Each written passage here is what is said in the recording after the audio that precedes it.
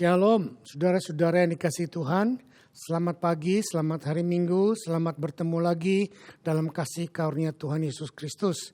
Dan selamat kita beribadah untuk mencari wajah Tuhan, mencari hati Tuhan, dan sungguh-sungguh bagaimana mengerti rencana Tuhan dalam hidup kita. Yuk untuk lebih jauh, sebelum lebih jauh kita berdoa dulu. Bapa, kami hampiri tahta kasih karunia-Mu pada pagi hari ini, dan kami minta dalam nama Yesus, biarlah roh hikmat, roh pengajaran, roh pewahyuan daripada-Mu Kau turunkan di tengah-tengah kami, sehingga kami bisa mengerti apa yang Engkau maksudkan dan apa yang firman-Mu katakan. Dan pakai hamba-Mu, urapi hamba-Mu untuk menyampaikan dengan mengkomunikasikannya dengan bahasa yang sederhana yang bisa dimengerti oleh semua kami. Terima kasih Bapa, kami mau sambut firman-Mu bukan cuman untuk menjadi pendengar yang baik, tapi kami mau menjadi pelaku kebenaran firman-Mu, dan olehnya Roh Kudus Kau kuatkan kami sehingga kami melakukan dengan semua kekuatan yang daripada-Mu. Dalam nama Yesus, amin.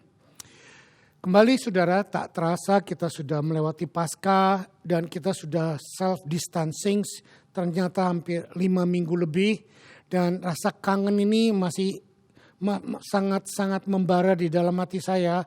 Kangen ketemu saudara, kangen ketemu yang lain, sehingga akhirnya rasanya seperti rindu gitu loh ya. Tetapi kita belum bisa melakukan apapun karena peraturan belum membolehkannya. Nah, kembali buka kitab saudara dan saya, mari kita lihat. Karena ini masih sangat-sangat hangatnya tentang sangat-sangat tentang tema Paskah. Mari kita kembali mengingat apa yang Paskah kerjakan buat hidup kita.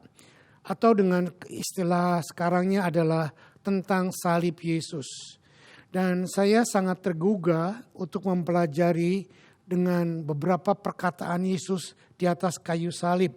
Dan sebelum Yesus mati dan pada waktu Yesus disalibkan, di atas kayu salib Yesus sempat berkata-kata dan sempat mengucapkan beberapa kalimat. Nah, untuk itu saya mempelajarinya dan saya merumuskannya pagi hari ini dengan 7 perkataan Yesus di kayu salib untuk kita semua pelajari. Saya ulang, 7 perkataan Yesus di atas kayu salib. Nah, saudara, mari kita mulai.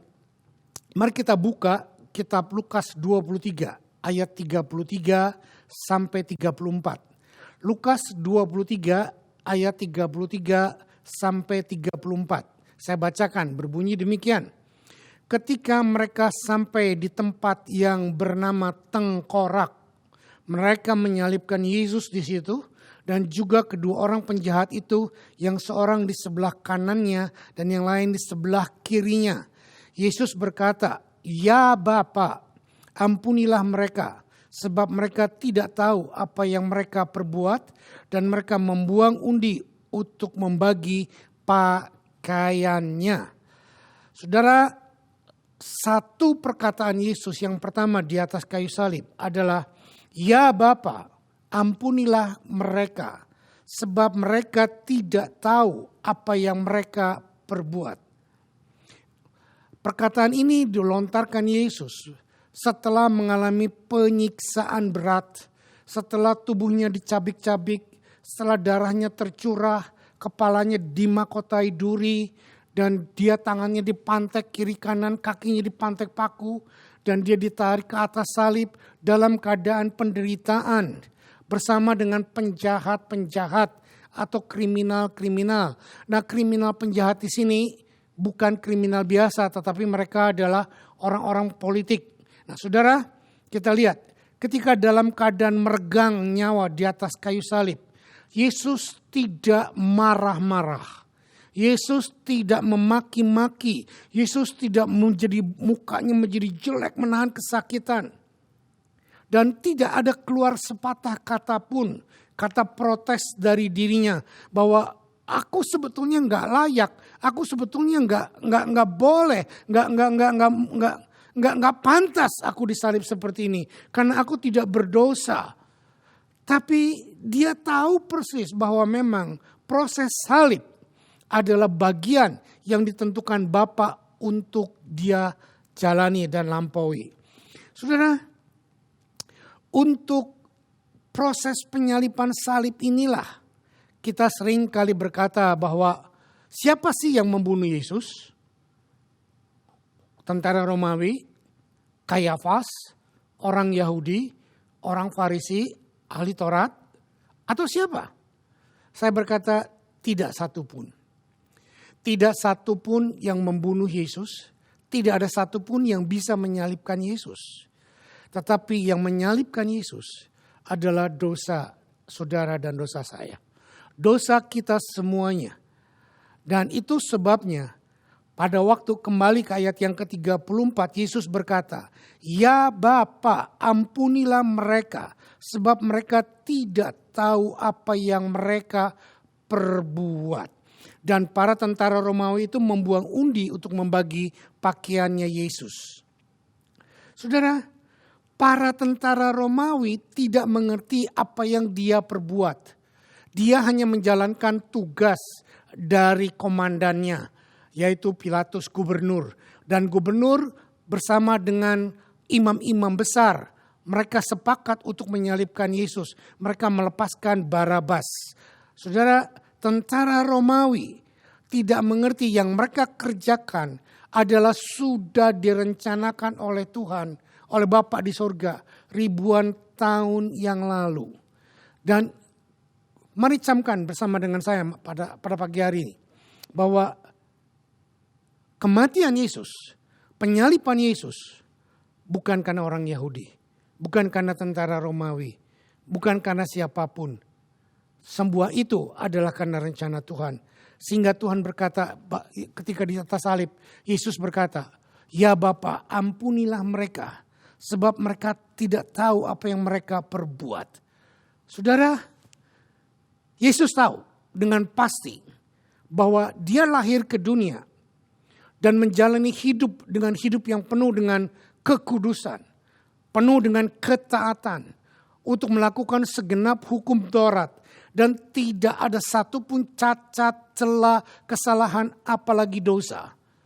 Karena dalam keadaan sempurna seperti itulah dia menjadi domba Paskah bagi kita. Dan domba Paskah ini tidak boleh ada cacat, tidak boleh ada celahnya, dan harus mencurahkan darahnya. Dan di atas kayu salib dia berkata, "Ampunilah mereka sebab mereka tidak tahu apa yang diperbuatnya." Saudara, coba renungkan sejenak. Pada waktu kita disakiti, mungkin kita pernah difitnah, mungkin kita pernah dianiaya, mungkin kita pernah dipukul, mungkin kita pernah di backstabbing, mungkin kita pernah dijahati, mungkin kita pernah ditipu dengan bisnis. Kita merasa sakit dan lalu kita jatuh menjadi miskin dan kita menjadi luka dan menjadi sangat benci kepada orang yang mengerjakannya. Tapi tidak demikian dengan Yesus. Yesus berkata, "Ampunilah mereka karena mereka tidak mengerti apa yang diperbuatnya." Itu satu perkataan Yesus yang luar biasa yang ada di atas kayu salib. Membuktikan bahwa dia tidak pernah benci, tidak pernah dendam, tidak pernah marah, tidak pernah kecewa kepada siapapun. Bahkan kepada yang mencambuknya, kepada yang menyalibkannya, kepada yang menusuknya, kepada yang memahkota durinya, kepada yang mengkhianatinya Yudas pun Yesus tidak membenci. Bahkan Yesus berkata, "Yudas sahabatku." Saudara, mari kita mengerti, Bapa penuh dengan pengampunan dan Yesus berkata, "Aku mati untuk mengampuni kesalahan kamu semuanya." Itu yang pertama. Sorga sudah merencanakan begitu sempurna tentang hidup Yesus. Sekarang yang kedua. Yang pertama tadi, Bapa ampunilah mereka sebab mereka tidak tahu apa yang mereka perbuat. Sekarang yang kedua, kembali kepada kedua penjahat. Tadi dikatakan di dalam Lukas 23 ayat 33 bahwa ada dua penjahat di sebelah kiri kanan Yesus. Sekarang kita kembali kepada Lukas 23 ayat 41-43. Ayo buka Alkitab kita bersama. Saudara sudah siap Alkitab kan? Yuk kita buka Alkitab. Lukas 23 ayat 41-43 berbunyi demikian. kita memang selayaknya dihukum. Sebab kita menerima balasan yang setimpal dengan perbuatan kita. Tetapi orang ini tidak berbuat sesuatu yang salah. Lalu ia berkata, Yesus, ingatlah akan aku apabila engkau datang sebagai Raja. Kata Yesus kepadanya, aku berkata kepadamu, sesungguhnya hari ini juga engkau akan bersama-sama dengan aku di dalam Firdaus. Saya ulang, ayat 43, kata Yesus kepadanya, aku berkata kepadamu, sesungguhnya hari ini juga engkau akan bersama-sama dengan aku di dalam Firdaus. Kriminal atau dua penjahat yang di sebelah kiri maupun di sebelah kanan Yesus. Bukan penjahat kriminal pencuri, tetapi mereka adalah penjahat yang mungkin dikatakan oleh bangsa Yahudi adalah pahlawan-pahlawan mereka yang berperang, membunuh orang-orang Romawi dan berperang untuk kemerdekaan negara mereka. Itu yang saya pelajari dari Alkitab, bahwa mereka bukan penjahat kriminal biasa. Tetapi whatever yang mereka kerjakan, mereka adalah dikategorikan, Alkitab mengatakan mereka adalah penjahat. Yang seorang berkata bahkan mencemooh, buktikan kalau engkau memang raja. Buktikan bahwa tolong dirimu sendiri. Engkau bisa menolong orang lain, tapi engkau tidak bisa menolong sendiri. Tetapi pencuri yang satu, penjahat yang satu lagi berkata. Lalu ia berkata kepada Yesus, ayat yang ke-42. Yesus, ingatlah akan aku apabila engkau datang sebagai Raja. Nah saudara, dalam terjemahan bahasa Indonesia, saya menemukan ada beberapa terjemahan yang kurang tepat. Mari untuk kita bandingkan dengan terjemahan bahasa Inggris di dalam ESV. Kita lihat di dalam ESV Lukas 23 ayat 41 sampai 43. Saya bacakan demikian ayat 41. And we indeed justly, for we are receiving the due reward of our deeds. But this man has done nothing wrong.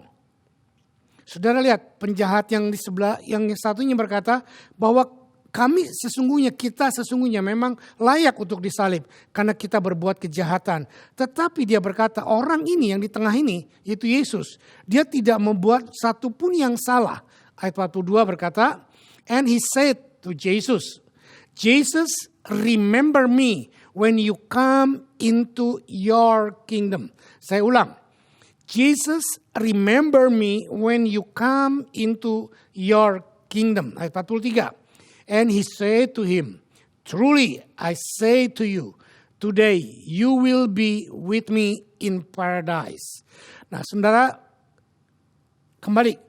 Buka Alkitab saudara yang bahasa Indonesia, ayat 42 berkata demikian. Lalu ia berkata, Yesus, ingatlah akan aku apabila engkau datang sebagai Raja. Tapi dalam bahasa Inggris dikatakan, Yesus, remember me. Jesus, remember me when you come into your kingdom.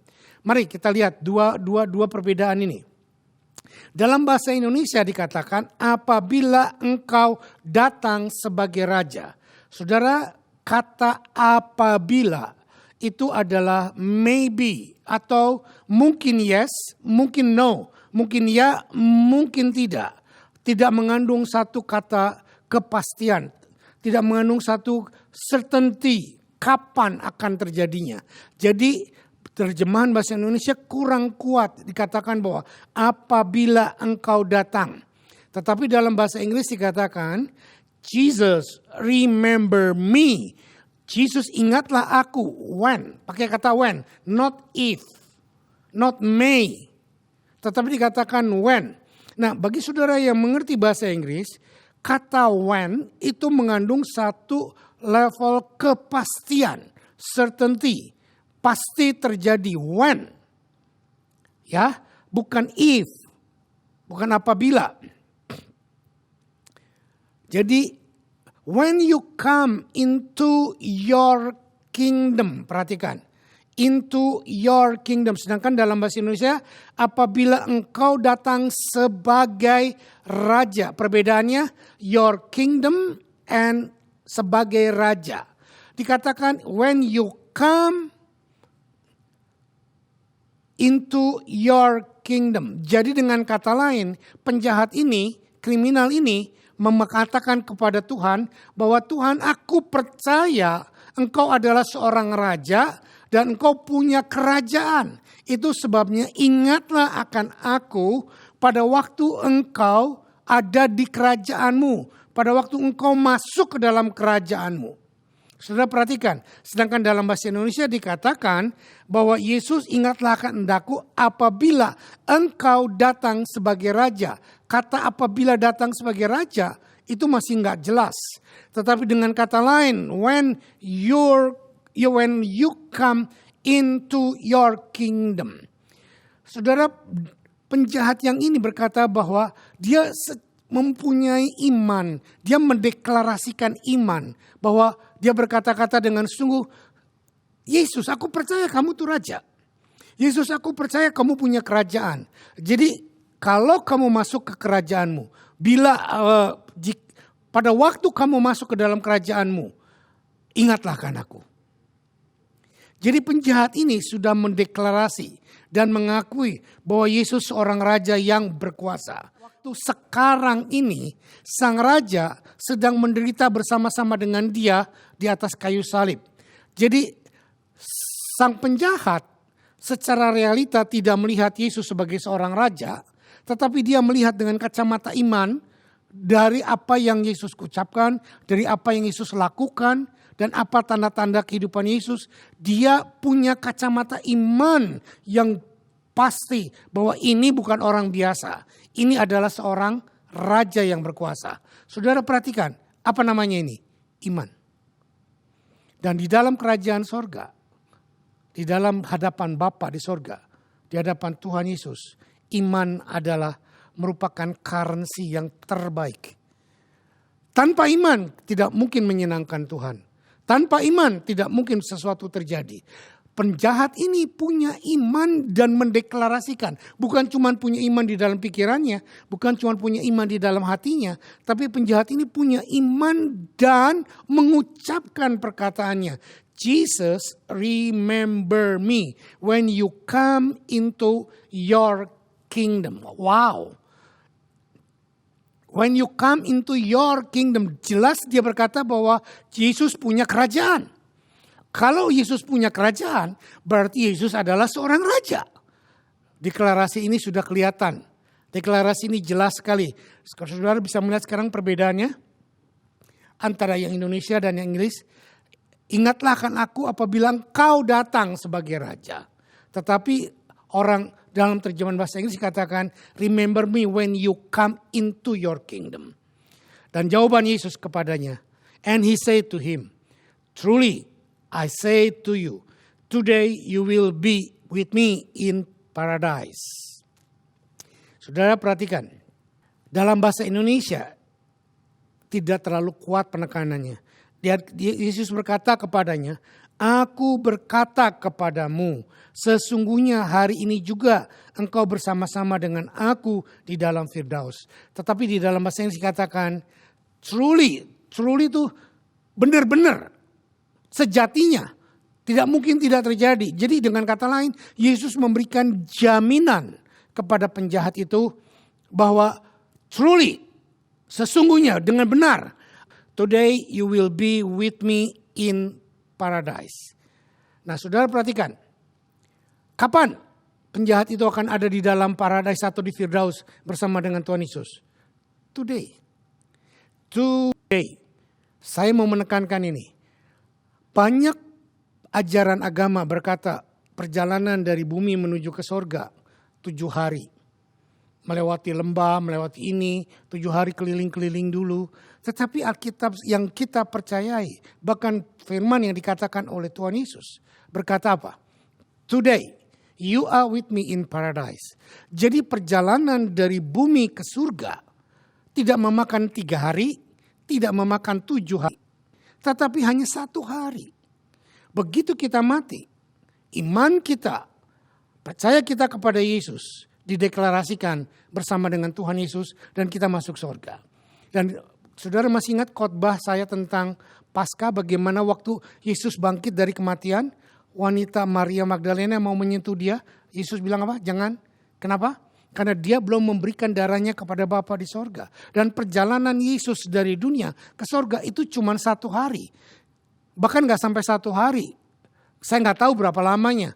Cuman waktu pagi hari dia ketemu dengan Maria Magdalena. Maria Magdalena tidak boleh menyentuh dia.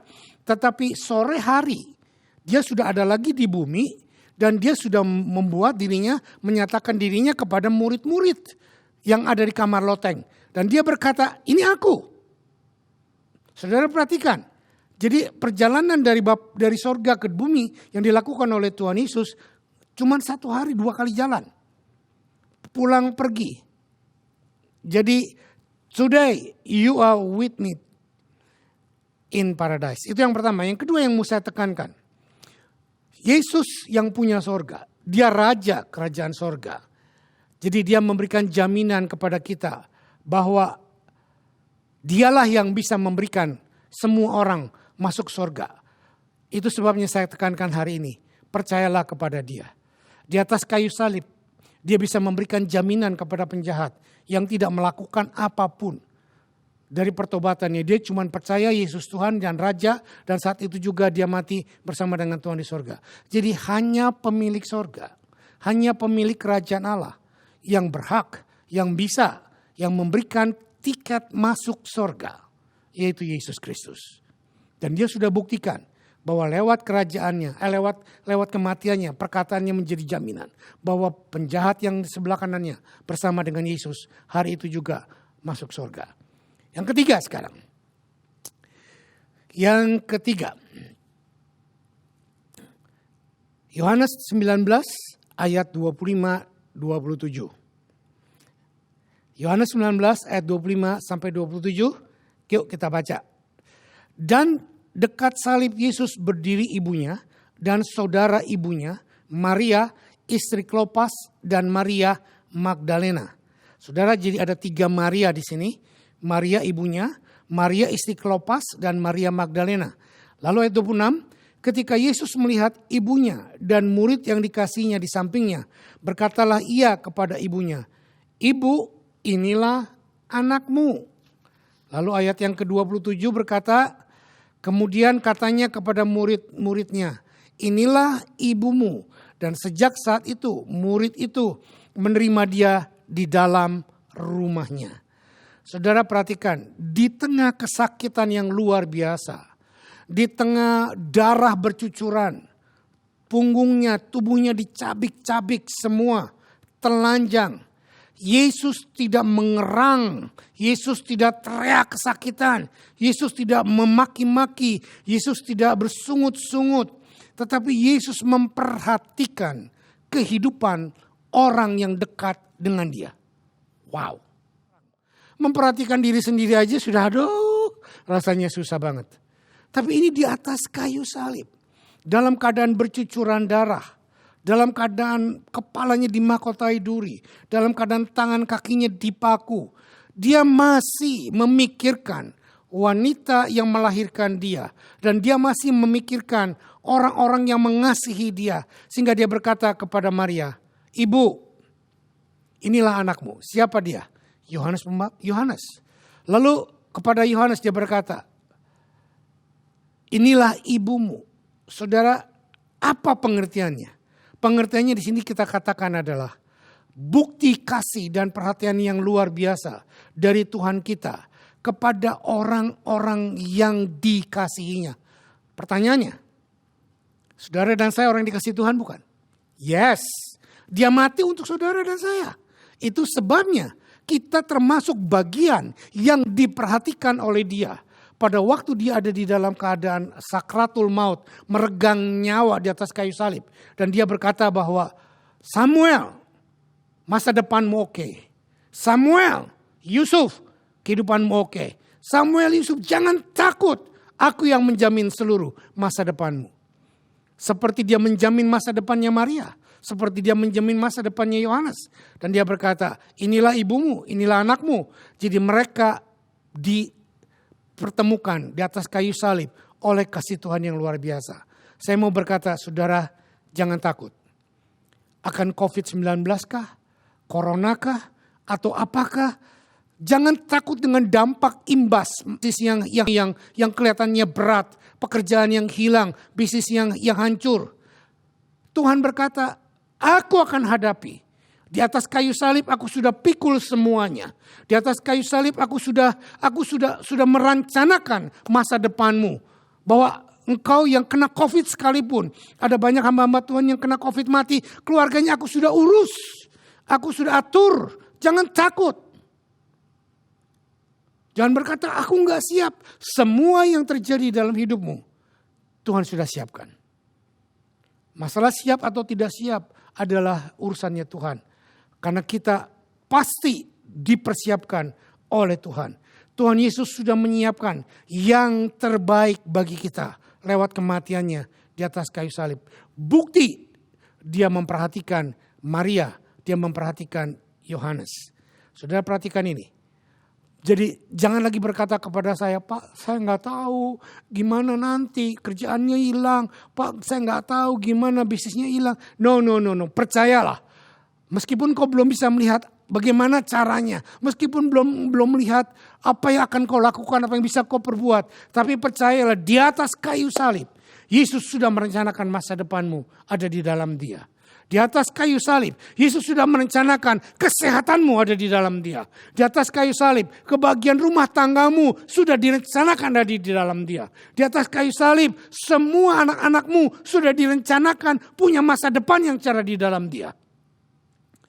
Inilah bagian yang sangat penting untuk kita mengerti bahwa di atas kayu salib, Yesus memperhatikan orang-orang yang dikasihinya.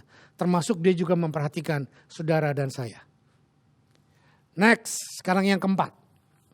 Yang keempat adalah, kita buka di dalam Matius 27, ayat 45 sampai 46.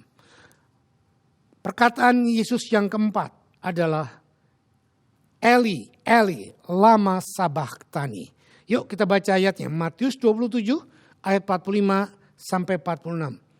Mulai dari jam 12 kegelapan meliputi seluruh daerah itu sampai jam 3. Jadi selama 3 jam kayak gerhana matahari gelap dan tidak ada cahayanya. Lalu ayat 46.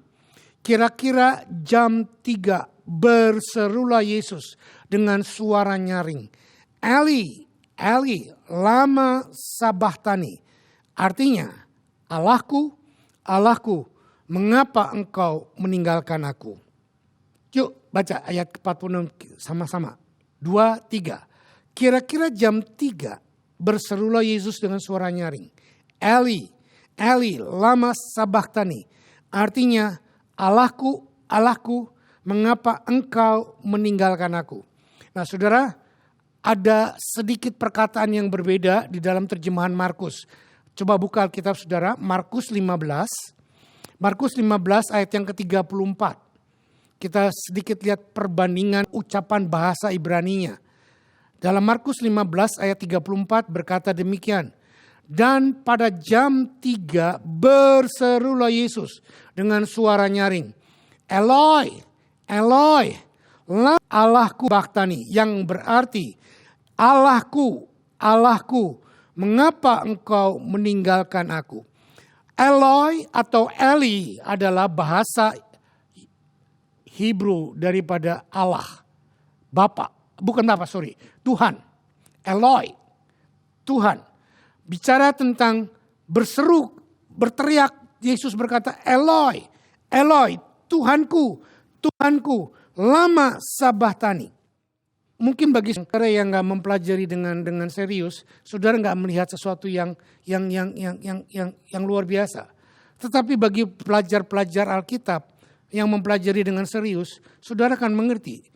Ini pertama kalinya Yesus berteriak atau berseru kepada Bapaknya di sorga dengan memakai istilah Tuhan atau Allah atau Eli atau Eloi. This is the first and the last dalam kehidupan Yesus. Kalau saudara lihat waktu Yesus berdoa kepada Bapa di sorga di Taman Getsemani, dia berkata Bapa. Pada waktu Yesus berdoa di depan kuburan Lazarus, dia berdoa Bapa. Dan dia selalu berkata dia tidak pernah panggil Tuhan. Tetapi Tuhan yang di sorga itu Bapaknya dia. Dia tidak pernah panggil Tuhan. Tetapi ini pertama kalinya. Dan yang terakhir, bahwa Yesus berseru kepada Bapaknya di sorga dengan kata Eli atau panggilan Tuhan atau Allahku. Allahku, Allahku, mengapa engkau meninggalkan aku?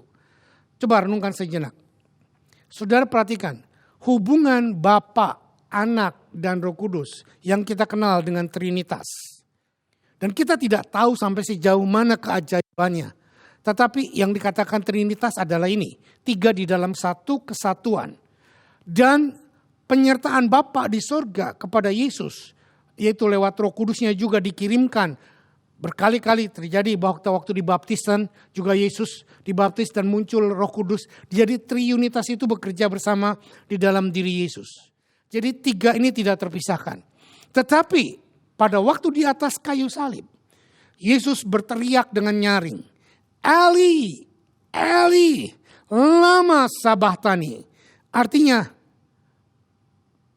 Tuhanku, Tuhanku, Allahku, Allahku, mengapa engkau meninggalkan aku? Saudara perhatikan ini. Yesus ditinggalkan oleh Bapaknya. Yesus ditinggalkan oleh Bapaknya. Satu penderitaan yang orang lain bilang bahwa penderitaan salib itu luar biasa, menyakitkan. Tetapi menurut saya, penderitaan yang paling fatal yang dialami oleh Yesus bukan cuma waktu dicambuk, bukan pada waktu dimahkotai duri, bukan pada waktu ditusuk lambungnya, bukan pada waktu dipaku, tapi penderitaan, puncak penderitaan, bukan waktu di Taman Getsemani keringatnya keluar sebagai darah. Itu hanya ilustrasi bayangan bahwa apa yang dia bayangkan menakutkan bukan cuma paku, bukan cuma tombak, tetapi yang dia bayangkan adalah ini. Perpisahan dia dengan Bapaknya di surga. Saudara, di atas kayu salib, Yesus diputuskan hubungan Bapa dengan anaknya. Sehingga dia berkata, Eli, Eli, lama sabachthani. Bapa memalingkan wajah dari Yesus. Bapa sepertinya dalam beberapa saat meninggalkan Yesus. Kenapa? Bukan karena Yesus salah. Bukan karena Yesus tidak taat. Yesus taat sampai mati. Yesus tidak pernah buat salah. Tetapi karena pada waktu di atas, dia mengambil posisimu. Posisiku. Dia mengambil posisimu. Dia mengambil dosamu. Dia mengambil percabulanmu. Dia mengambil pemberontakanmu. Dia mengambil semua kehancuranmu, dosa-dosa kutuk turunan, dosa orang tua dari zaman Adam sampai zaman nanti kitab Wahyu, zaman sampai kekekalan, semua dosa dipikul di atas pundak Yesus. Semua dosa dimasukkan ke dalam hidup Yesus. Sang Putra menderita di atas kayu salib, sehingga alam pun bersaksi, gelap gulita, gempa bumi dan lain sebagainya. Saudara, itu tandanya Sang Putra sedang menderita yang luar biasa. Salib adalah merupakan pertemuan kasih dan anugerah Bapa kepada manusia dengan keadilan dan penghukuman atau murka atas dosa seluruh umat manusia sekali untuk selamanya. Saya ulang. Salib adalah pertemuan kasih dan anugerah Bapa kepada manusia dengan keadilan dan penghukuman atau murka Tuhan atas dosa seluruh umat manusia sekali untuk selamanya. Dosa yang membuat kita harus menanggung murka Allah, tetapi salib merubahnya menjadi murka Allah ditanggung oleh Yesus Kristus. Dan di atas salib itulah murka dengan kasih bertemu, keadilan dengan judge, dengan penghukuman bertemu. Saudara, mari renungkan. Di atas kayu salib itulah semua transaksi terbesar untuk kekekalan sampai kekekalan terjadi. Di atas kayu salib, kesalahanmu dan kesalahanku dia sudah pikul. Di atas kayu salib, seperti pencuri atau penjahat yang di sebelah kanan Yesus menerima kekekalan demikian juga kita menerima kekekalan. Dia menderita, ditinggalkan oleh Bapaknya, supaya Bapa bisa tinggal bersama dengan kita. Dia menderita, mengalami semua persoalan, supaya kita bisa punya hubungan dipulihkan dengan Bapa di surga. Salib adalah jembatan. Salib bertemunya kasih dengan murka. Salib bertemunya penghukuman dengan keadilan. Salib bertemunya anugerah dan semua kebaikan Tuhan. Saudara, jangan lupakan perkataan Yesus di atas kayu salib. Yang keempat, dia berkata, Eloi, Eloi, lama sabachthani. Sekarang saya lihat dari sudut Bapak. Kenapa Bapak harus meninggalkan anaknya? Karena Bapak sangat-sangat sensitif dengan dosa. Bukan Bapak takut dengan dosa. Tapi Bapak yang Maha Kudus tidak bisa disejajarkan atau tidak bisa direndengkan dengan dosa sekecil apapun. Saudara harus mengerti. Tetapi lewat darah Yesus. Waktu zaman perjanjian lama kita sudah belajar Paskah. Lewat darah anak domba. Maka tidak ada kutuk. Tidak ada kematian anak sulung. Tidak ada kehancuran yang masuk ke dalam bangsa Israel. Tetapi lewat darah Yesus di atas kayu salib. Maka dosa kita. Bapa bukan cuma tidak lihat. Tapi sudah diambil oleh Yesus. Dan pada waktu semua dosa kita diambil oleh Yesus. Yesus memberikan kebenarannya. Sehingga lagi Samuel yang lihat sekarang. Bukan lagi Samuel yang bejat. Bukan lagi Samuel yang rusak. Bukan lagi Samuel yang rapuh. Tetapi Samuel yang punya kekudusan dan kebenaran Yesus. Di dalam Yesus kita disatukan dengan Bapa. Tetapi Yesus menderita di atas kayu salib. Perpisahan dengan Bapa. Itu yang keempat. Sekarang yang kelima. Perkataan yang kelima. Kita buka di dalam Yohanes 19 ayat 28. Yohanes 19 ayat 28. Kita baca, yuk, 2, 3. Sesudah itu, karena Yesus tahu bahwa segala sesuatu telah selesai, berkatalah ia, supaya genaplah yang tertulis dalam kitab suci. Aku haus. Jadi perkataan yang kelima di atas kayu salib. Yesus berkata apa?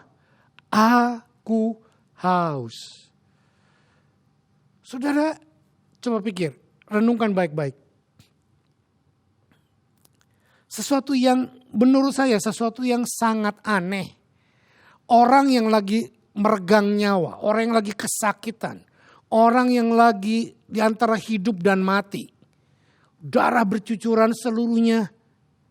Tiba-tiba kok pengen minum. Tiba-tiba kok haus. Gak masuk akal. Tetapi kenapa Yesus harus lakukan ini?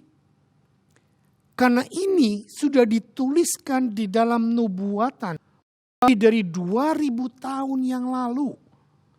Bahwa akan ada seseorang yang berkata, aku haus dan diberi minum cuka anggur atau anggur asam.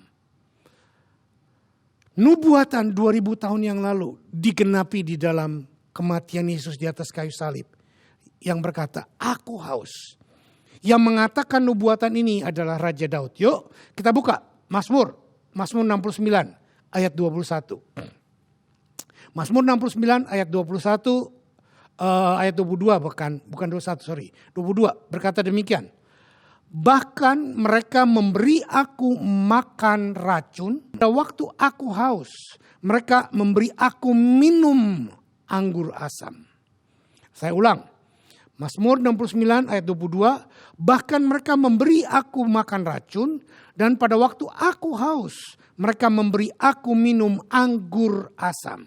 Raja Daud secara spiritual, secara profetik, secara keadaan roh, dia melihat bagaimana nanti seorang yang bernama Yesus, seorang mati dan segala raja, seorang juru selamat akan mati, dan pada waktu sebelum mati dalam keadaan terentang antara bumi dan langit, antara surga dan bumi, maka dia berkata, aku haus. Pada waktu aku haus, mereka memberi aku minum anggur asam. Saudara perhatikan. Bukankah Alkitab luar biasa? Saya nggak tahu berapa banyak jumlahnya. Bahkan kata-kata penafsir Alkitab berkata ada ribuan nubuatan yang sudah digenapi dalam kehidupan Yesus. Dikatakan bahwa pada waktu di atas kayu salib, Yesus berteriak, aku haus. Dan pada waktu dia kehausan, orang atau tentara Romawi memberinya minum dengan spons, dengan hisop, bukan air biasa, tapi anggur asam. Dan ini harus terjadi di atas kayu salib, karena ini sudah Tuhan Bapa Sorga nubuatkan dalam kehidupan Daud. Next, sekarang yang keenam. Yang keenam, setelah aku haus di tempat yang sama. Masih ayat yang sama. Kita lihat Yohanes 19 ayat 29 sampai 30. Yohanes 19 ayat 29 sampai 30 berkata demikian. Di situ ada satu bekas penuh, bukan bekas penuh sebetulnya, adalah satu pasok atau satu bejana penuh, satu kontainer penuh anggur asam. Maka mereka mencucukkan bunga karang yang telah dicelupkan ke dalam anggur asam pada sebatang hisop, lalu mengunjukkannya kepada mulut Yesus. Ayat 30, lalu sesudah Yesus minum anggur asam itu, berkatalah ia, sudah selesai. Lalu ia menundukkan kepala dan menyerahkan nyawanya. Saudara perhatikan di sini. Setelah minum anggur asam yang disodorkan dari bawah ke atas kayu salib dengan memakai hisop atau bunga karang, Yesus mengisap sedikit, cuman paling berapa teguk, mungkin 1 teguk atau 2 teguk, saya nggak tahu. Karena itu bukan pakai gelas, bukan pakai cawan, cuman pakai kayak spon gitu, cuman dipersin beberapa tetes Yesus minum. Jadi bukan betul-betul karena haus, kayak katakan, bukan karena Yesus haus pengen minum karena kekeringan, tidak, tapi betul-betul ini adalah pemenuhan nubuatan dari firman Tuhan, supaya apa yang Daud diperlihatkan dan digenapi dalam kehidupan Yesus. Satu pembuktian bahwa Yesus adalah Mesias yang dijanjikan di dalam kitab Perjanjian Lama. Lalu Yesus berkata, sesudah minum anggur masam itu, dia berkata, it is finished. Mari saudara katakan bersama saya, it is finished. Sudah genap. Apa yang dikatakan sudah genap? Semua sudah genap. Bukan cuma penebusan dosa untuk hidup di dalam kekekalan, untuk hidup masuk dalam kerajaan sorga, untuk hidup di dalam bersama dengan Bapa. Tetapi penyakitmu sudah dipikul di atas kayu salib. Kemiskinanmu sudah dipikul di atas kayu salib. Kutuk-kutuk dosa sudah dipikul di atas kayu salib. Kelemahan-kelemahan, cacat bawaan, bawa fisik yang keturunan, kelainan genetik, semua sudah dipikul di atas kayu salib. Kelainan perilaku, kelainan apapun, semua sudah dipikul di atas kayu salib. Yang dia berkata, it is finished. Artinya it is finished itu apa? Tidak ada lagi yang perlu dilakukan. Selesai. Finish. Saudara tidak perlu lakukan apapun untuk saudara dapat berkat dari Tuhan. Just receive. Saudara tidak perlu lakukan apapun untuk terima keselamatan dari Tuhan. Just receive. Saudara tidak perlu lakukan apapun untuk supaya apapun untuk mati masuk surga. Just receive. Saudara tidak perlu lakukan apapun untuk saudara hidup di dunia dengan kuasa kerajaan surga. Just receive. It is finished. Tidak perlu tambahkan perbuatan. Tetapi untuk memelihara, karena pada waktu kita terima semua pembaharuan lewat pertobatan kita, percaya Yesus Tuhan, saudara bukan seperti penjahat yang di sebelah kanan Yesus, yang saat itu juga langsung mati. Tapi saudara dan saya masih hidup sekian tahun, sekian puluh tahun, kita nggak tahu berapa belas tahun. Dan untuk hidup di dalam keadaan beriman inilah, kita perlu anugerah lain. Dan jaminan anugerah yang Tuhan berikan, it is finished. Dengan kata lain, semua anugerah yang kau butuhkan untuk hidup dalam kebenaran, untuk hidup melakukan kehendak Tuhan, untuk hidup dalam kekudusan Tuhan, sudah Tuhan berikan kepadamu. It is finished. You just receive and take it and do it. Amen. It is finished. Nggak perlu lagi bingung-bingung. Bukan berarti saudara, kalau gitu om nggak perlu berdoa. Kalau gitu pak saya nggak perlu puasa. Kalau gitu saya nggak perlu bayar per bulan. Bukan.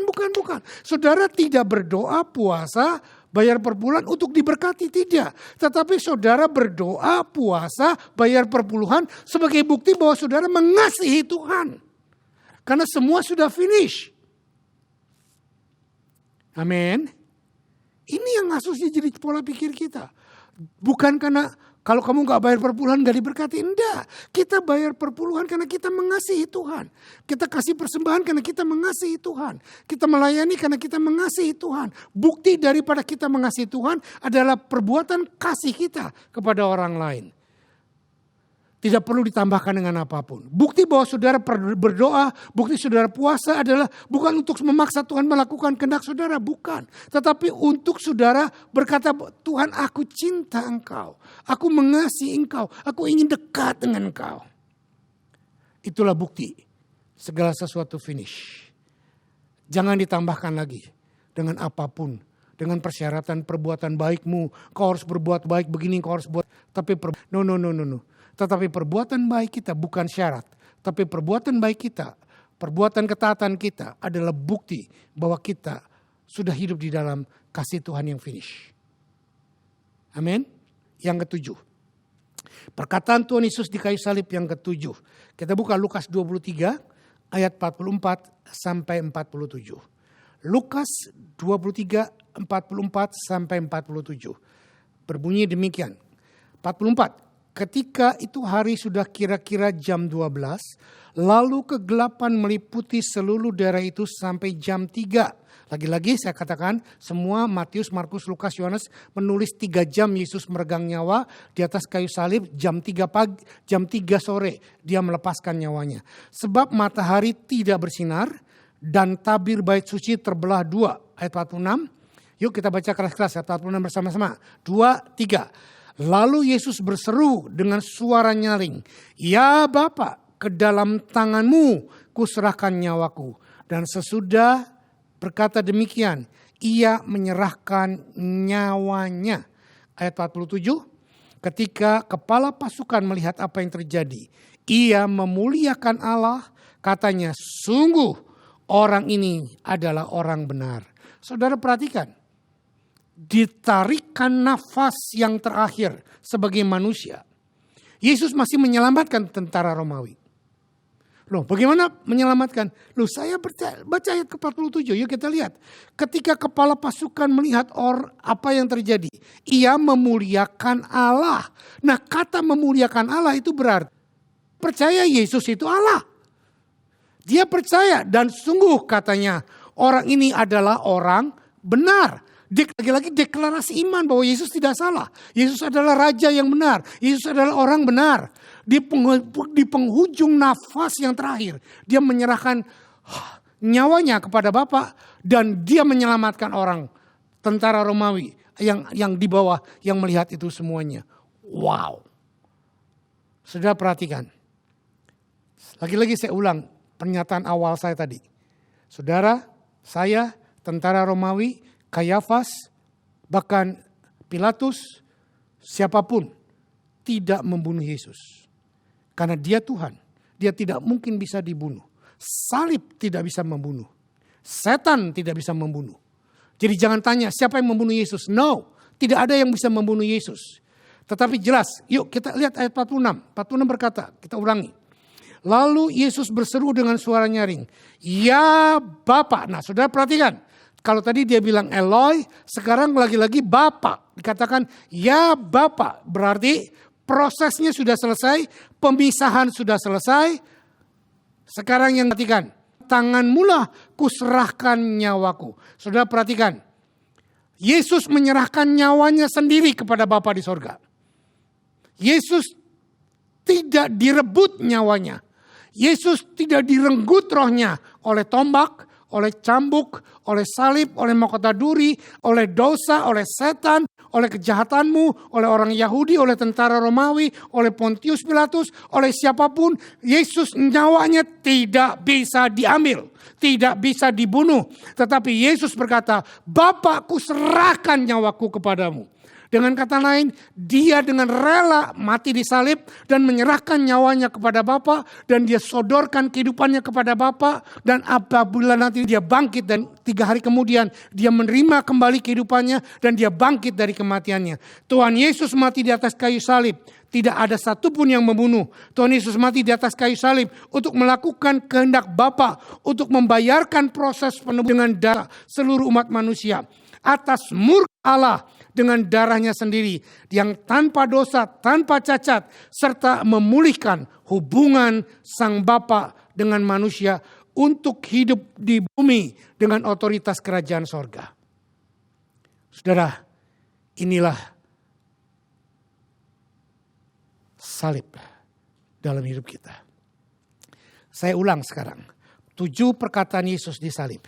Yang pertama, Yesus berkata di salib adalah, "Ya Bapa, ampunilah mereka, sebab mereka tidak tahu apa yang mereka perbuat." Yang kedua, di atas kayu salib, Yesus berkata, "Hari ini juga engkau bersama dengan aku di Firdaus." Yang ketiga, apa yang Yesus katakan di atas kayu salib? Dia berkata kepada ibunya, "Ibu, inilah anakmu." Dan dia berkata kepada Yohanes, "Inilah ibumu." Itu perkataan yang ketiga. Perkataan yang keempat di atas kayu salib. Dia berkata, "Eli, Eli, lama sabachthani." "Allahku, Allahku, mengapa engkau meninggalkan aku?"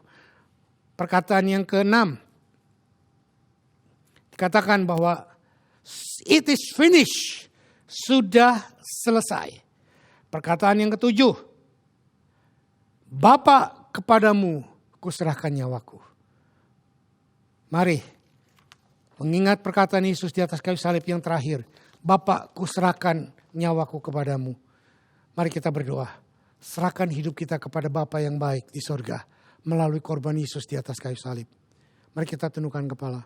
Bapa, hamba sudah berhenti berkata-kata tentang wonderfulnya salibmu. Wonderfulnya pribadimu Tuhan. Di atas kayu salib kau masih terus memperhatikan kami. Di atas kayu salib kau masih melakukan ketaatan kepada Bapamu di sorga. Dan biarlah Tuhan, apa yang kau katakan, "Bapa, kuserahkan hidupku kepada Bapa di sorga." Biarlah ini juga menjadi perkataan kami, seluruh umatmu, bukan cuma Rock Sydney, saudara kami yang ada di Indonesia, saudara kami yang mengakses lewat YouTube, lewat online, lewat manapun. Biarlah mereka boleh berkata, "Bapa, hari ini juga aku serahkan hidupku kepada Bapa di sorga. Datanglah kerajaanmu, jadilah kehendakmu dalam hidup kami, dalam rumah tangga kami, dalam bisnis kami, dalam sekolah kami, dalam kehidupan kami. Aturlah hidup kami. Kami serahkan seluruh kehidupan kami kepadamu. Tuhan, kami tidak punya lagi, tetapi Engkau yang punya. Yang kami punya hanya Engkau, Tuhan. Terima kasih Bapa buat perkataan-perkataanmu di salib yang luar biasa buat kami. Terima kasih juga buat kesempatan kalau sebentar kami juga akan melakukan perjamuan kudus. Sebentar kami juga akan membayar perpuluhan. Sebentar kami juga akan memberikan persembahan. Engkau sudah memberkati kami. Engkau sudah melimpahkan kami. Sehingga kami mau membayar perpuluhan. Kami mau memberi persembahan. Kamu mau berdoa buat orang-orang lain Tuhan. Semuanya karena kami mengasihi Engkau. Terima kasih. Sekarang hamba berdoa Tuhan, kuduskan roti ini dengan tubuhmu. Persekutukan roti ini dengan tubuhmu. Dan cawan anggur minuman dengan darahmu. Benar-benar menjadi makanan, minuman yang sejati buat kami. Untuk kami masuk dan bersekutu dengan Engkau. Dari mulai sekarang sampai selama-lamanya. Dalam nama Yesus.